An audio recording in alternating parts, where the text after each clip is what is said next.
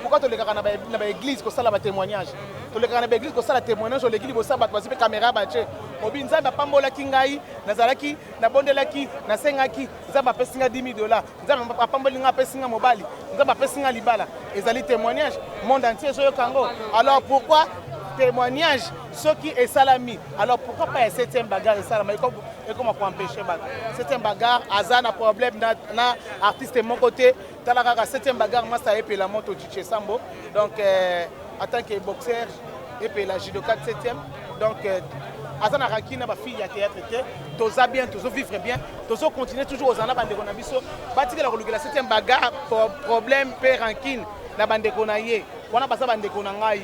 C'est normal de négocier au moins que moi et l'autre mon salami il faut basilica mais c'est un bagarre attend comment mon tout à l'objet comment mon tout à l'objet oyaye oya que ça n'engage que lui-même moi-même pardon donc voilà et là on a un bango wana problème on ko baluke lo ezani na lobby bango parce que na mon ba interview mingi salami ba tunga mituna na yango na lobby que non c'est un bagarre yo soke bongwani pourquoi makamuna yo okolo bango en cachette te yango na bike makamu soki muta bongwani adeno saka satana to mona nganga soka tiki nganga alegaka na télévision azolo bake ngana zalaka magicien nazalaka marabout nazalaka bo patati patata. Alors pourquoi pas c'est un bagarre bongwani c'est un bagarre et ezang sabatu kimia c'est bolinga ka c'est un bagarre ça na vie wana et lokona zoka passe kaka yango wana. Donc, je suis votre sœur, je suis votre ami, moninga na bino camarade na bino. Donc, bamoni qui na lésé bango, na lebi mabe pona bango en tout cas na tanga komba mutute, je vous aime tous. Donc tous à la bon encore. Pona nga le contraire. Ndeko na nga na sepela mina ndeko na nga sert de la paix, maman pasteur na paix sembote. Maman pasteur ayeko lukanga lobi 7e bagarre. Vraiment félicitations.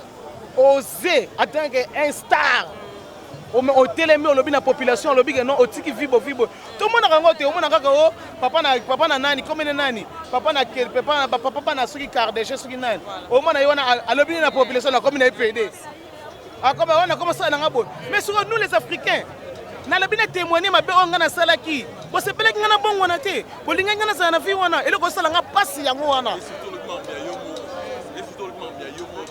na lobby abatu te na lobby ngai moko e fi o yanga et que nous laissons bien le qu'on a soka passe ndé yangwana oyo ngana zo lela ndé na motema nanga vina ngai na lingina bongwana bino bandeko nanga boboyi ngana bongwana ah de bono se platine bano so ngasina musala te pona musala ba so ngasite pona viwana pona ndé na bano tambola mabe loko na tiki vina ba montika ba ko so ngana misala na ko travailler bino ne longo quelque part na soka passe moi miso ekitanga na kata motema même mobile nanga lobi ah bolingani te banga balinga yo sala kanga na viwana vraiment na lingi bino mingi boto kitanga ma miso nous sommes passés.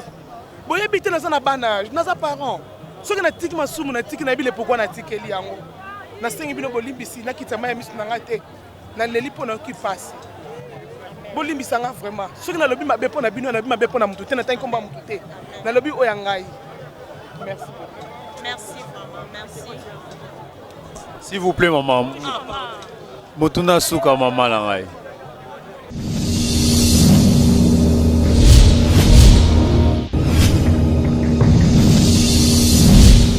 Merci notre bino ya Sigezoya et Zoya Segoya.